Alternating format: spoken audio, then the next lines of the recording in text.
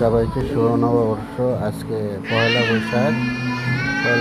আয়োজনে আজকে আছে আমাদের ডিমবাজি, সদ্য ভাজা ইলিশ মাছ আছে, সদ্য ভাজা শুকনা মরিচ, পেঁয়াজ, কাঁচামরিচ, শুটকির ভর্তা, উস্তে ভাজি, আর আছে সুগন্ধি ধনেপাতা, বিলেতি ধনেপাতা।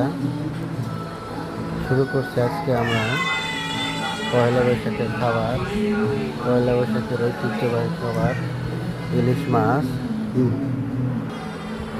পান্তা ইলিশ সারা পয়লা বৈশাখ জমে না। পয়লা বৈশাখের মূল উপাদানই হচ্ছে পান্তা ইলিশ, বাঙালির ঐতিহ্যবাহী খাবার পান্তা ইলিশ। তার সাথে আছে বিড়াল চলে আসছে ইলিশ মাছের গন্ধ পেয়ে। ইলিশ মাছের কামড়ে সেই মজা হচ্ছে।